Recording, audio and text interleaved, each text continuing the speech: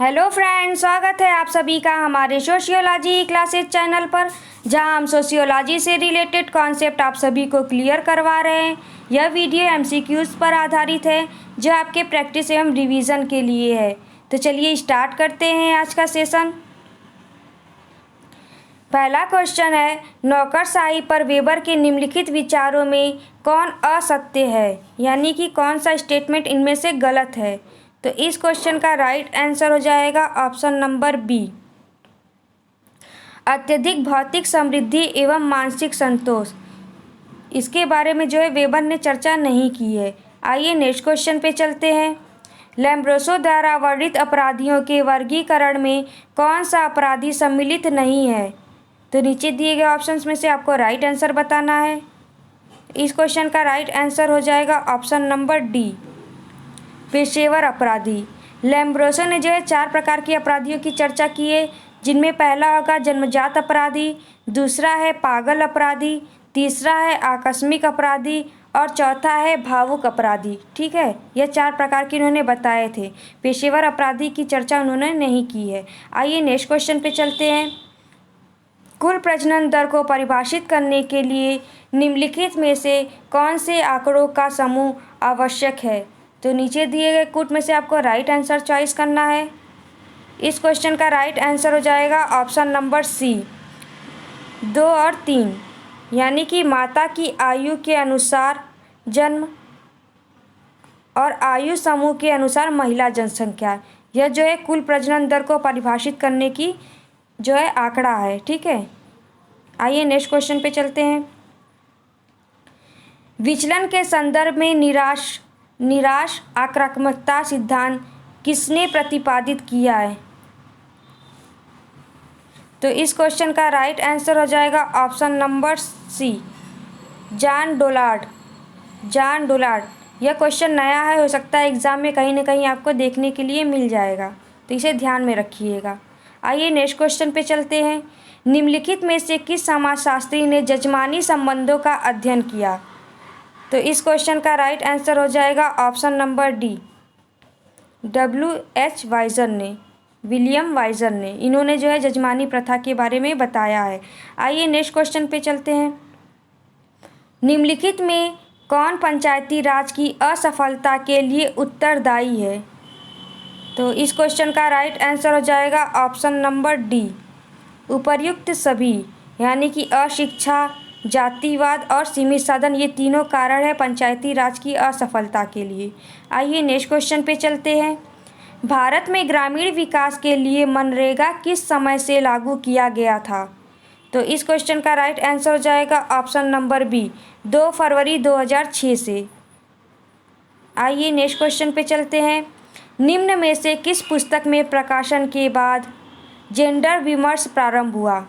तो इस क्वेश्चन का राइट आंसर हो जाएगा option number D, second sex, जो कि 1957 में प्रकाशित हुई थी और इस पुस्तक को लिखा था सिमोन दी बुआर ने। आप सारे जो है बुक्स का लेखक का नाम जान लीजिए या कहीं नोट्स कर लीजिए। पहला है वीमेन द लॉन्गेस्ट रिवॉल्यूशन, जो कि 1974 में प्रकाशित हुआ है। यह पुस्तक लिखा गया है जूलियट मिशेल द्वारा। ठीक है, जूलियट मिशेल द्वारा। बी ऑप्शन में लिखा गया है मेल एंड फीमेल, जो कि 1949 में प्रकाशित हुई है और यह पुस्तक लिखी गई है मार्गरेट मीड द्वारा। सी ऑप्शंस में जो बुक है सेक्स, जेंडर एंड सोसाइटी, जो कि 1972 में प्रकाशित हुई है और इस पुस्तक को लिखा है एन ओकले ने। ठीक है, एन ओकले ने। आइए नेक्स्ट क्वेश्चन पे चलते हैं। समाजशास्त्र सामाजिक भौतिकी है किसने कहा है। तो इस क्वेश्चन का राइट आंसर हो जाएगा option number C, August Comte. इन्हें जो है समाजशास्त्र का जनक भी कहा जाता है। इन्होंने समाजशास्त्र नामकरण से पहले समाजशास्त्र को सामाजिक भौतिकी कहा था, यानी सोशल फिजिक्स। ठीक है, सोशल फिजिक्स कहा था 1833 ईस्वी में और इसी सन में ही इन्होंने समाजशास्त्र नाम दिया समाजशास्त्र को। ठीक है, पहले इन्होंने सामाजिक भौतिकी कहा था, बाद में उसे चेंज करके समाजशास्त्र नाम दिया। आइए नेक्स्ट क्वेश्चन पे चलते हैं। वाल्मीकि रामायण में निम्नलिखित में से किस प्रकार के गांवों का उल्लेख मिलता है। तो वह गांव है घोष और ग्राम। ठीक है, घोष और ग्राम। आइए नेक्स्ट क्वेश्चन पे चलते हैं। सामाजिक दर्जा का अर्थ क्या है? तो इस क्वेश्चन का राइट आंसर हो जाएगा ऑप्शन नंबर ए, समूह में व्यक्ति का स्थान। समूह में व्यक्ति का स्थान। आइए नेक्स्ट क्वेश्चन पे चलते हैं। निम्न वर्ग संस्कृति का एक उदाहरण है। तो यह उदाहरण है उप संस्कृति का। यहाँ पे ऑप्शन जो है गलत दे रखा है, हो जाएगा उप संस्कृति।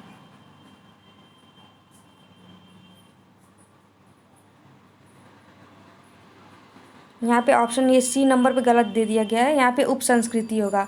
ठीक है, निम्न वर्ग संस्कृति जो है उप संस्कृति का उदाहरण है। आइए नेक्स्ट क्वेश्चन पे चलते हैं। किसने भूमिकाओं को संबंधात्मक भूमिका एवं गैर संबंधात्मक भूमिका के रूप में वर्गीकृत किया है? तो इस क्वेश्चन का राइट आंसर हो जाएगा ऑप्शन नंबर ए, SF नाडेल ने। SF नाडेल ने। आइए नेक्स्ट क्वेश्चन पे चलते हैं।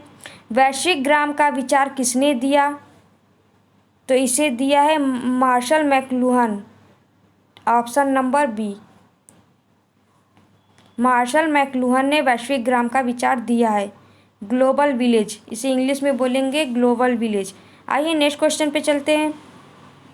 संदर्भ समूह की अवधारणा किसके द्वारा प्रतिपादित की गई है? तो इस क्वेश्चन का राइट आंसर हो गया हर्बर्ट हाइमैन ने। यहाँ पे भी गलत दे दिया है, हाइमैन।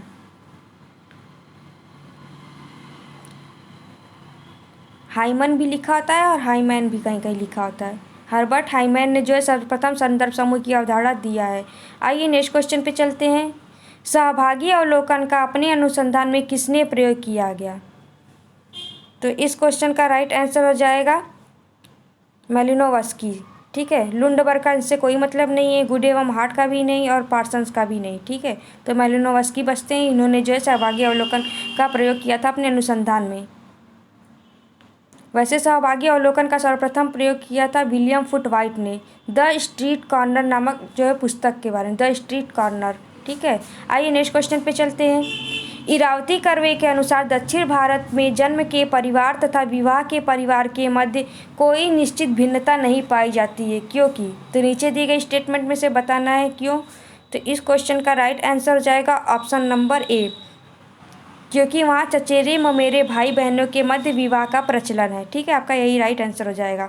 वहाँ पे चचेरे ममेरे भाई बहनों के मध्य विवाह का प्रचलन है। कहाँ पे? दक्षिण भारत में। ठीक है, आइए नेक्स्ट क्वेश्चन पे चलते हैं। Research methods in social relation पुस्तक निम्नलिखित में से किसके द्वारा लिखी गई है? तो यह पुस्तक लिखी गई है सेल्टिस जहोदा एवं अन्य के द्वारा। सेल्टिस जहोदा एवं अन्य के द्वारा। यह सभी जो है रिसर्चर हैं। ठीक है, आइए नेक्स्ट क्वेश्चन पे चलते हैं। लोगों अथवा समूहों की गतिविधि का निम्न स्थितियों से उच्चतर पर पहुंचना निम्न में से क्या है? तो यह होगा आपका उन्नतशीलता। ऑप्शन नंबर डी, उन्नतशीलता। आइए नेक्स्ट क्वेश्चन पे चलते हैं।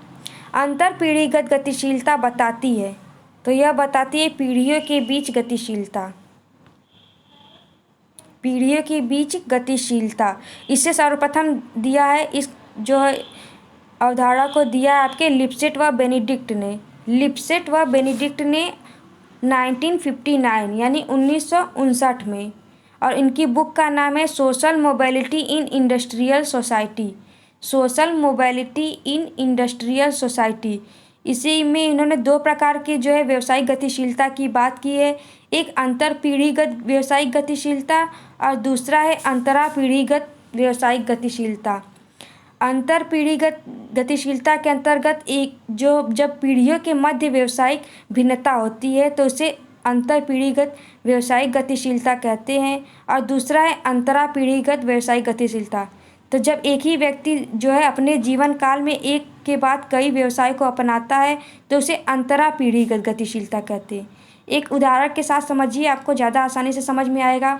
मान लीजिए कि एक पीढ़ी है, मतलब एक व्यक्ति है, उसके दादा जो है क्लर्क थे, उसके पापा जो है टीचर हैं, और वो जो है आज के समय में जो है किसी कॉलेज में प्रोफेसर है। तो इस तरह से जब अलग अलग पीढ़ियों के मध्य गतिशीलता को मापा जाता है तो उसे अंतर पीढ़ीगत गतिशीलता, व्यावसायिक गतिशीलता कहते हैं, ठीक है। और जब दूसरा होगा अंतरा पीढ़ीगत गतिशीलता, तो एक ही व्यक्ति होगा और वो जो है एक के बाद एक कई व्यवसाय को अपनाता है। जैसे आज टीचर है, कल कुछ और बन गया, क्लर्क बन गया, हो सकता है उसके बाद वो कुछ और किसी कंपनी में एक जॉब करने लगे। तो ये सब जो है उसकी अलग अलग जो व्यावसायिक गतिशीलता होगी। तो यही फ़र्क है इन दोनों में। तो आज की वीडियो यहीं पे समाप्त होती है। वीडियो अच्छी लगी हो तो इसे लाइक करिए, चैनल को सब्सक्राइब करिए, साथ ही बेल आइकन को प्रेस कर दीजिए ताकि हमारी आने वाली वीडियोस की नोटिफिकेशन आप सभी को मिलती रहे। Thank you so much.